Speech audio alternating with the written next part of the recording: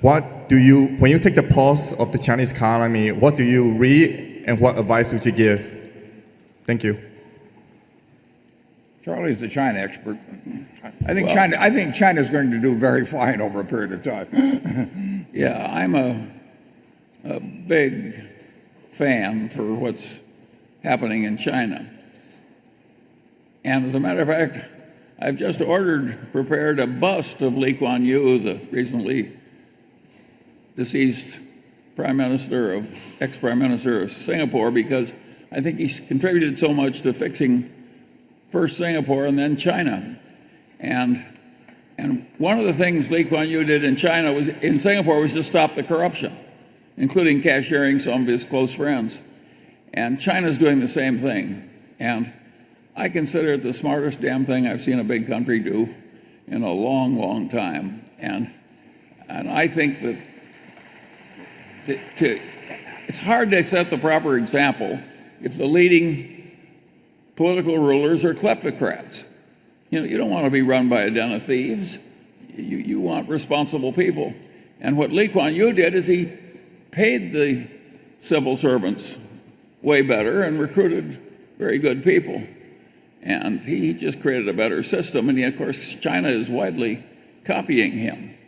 And it's a wonderful thing they're doing. So I'm very high on what's going on in China, and I think it's very likely to work. They've actually shot a few people. That really gets people's attention.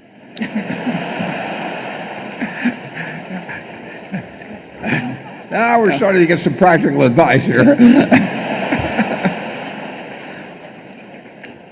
What has happened in China, over the last 40 or so years? I mean, it just strikes me as just totally miraculous. I don't think I would not have believed that a country could move so far, so fast. A country that size, particularly, so far, so fast, and it never happened before in the history of the world that a company so big had come so far. When I was a little boy, 80% of the population of China was illiterate and mired in subsistence, poverty, and agriculture. Now and they've been through horrible wars, and look at them. It's one of the most remarkable achievements in the history of the earth. And a few people made an extreme contribution to it, including this Chinese politician in Singapore. And I give the Communist Party a lot of credit for copying Lee Kuan Yew. That's all Berkshire does, is copy the right people. Yeah, in 1790, the United States had 4 million people. China had 290 million people. They were just as smart as we were. They worked as hard, similar climate, similar soil. And for close to 200 years, the United States went with those 4 million people to close to 25% of the world's GDP.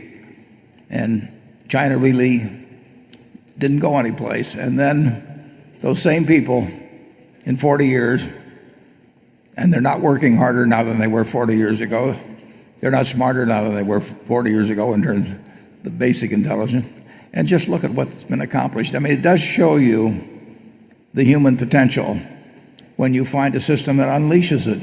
And we found a system that unleashed human potential a couple hundred years ago, and they found a system that unleashed human potential 40 or 50 years ago.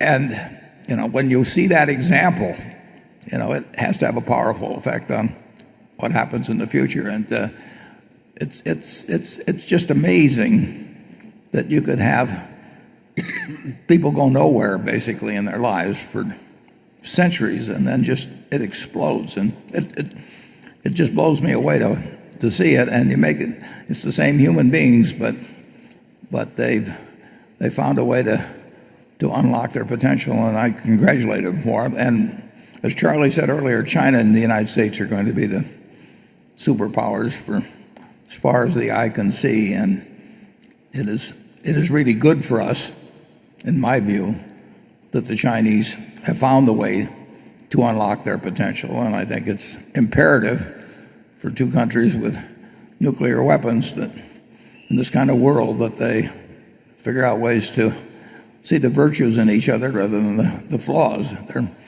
We'll have plenty of disagreements with the Chinese, and they will with us, but we ought to remember that on balance, we're both better off if the other one's doing well. Just my own view.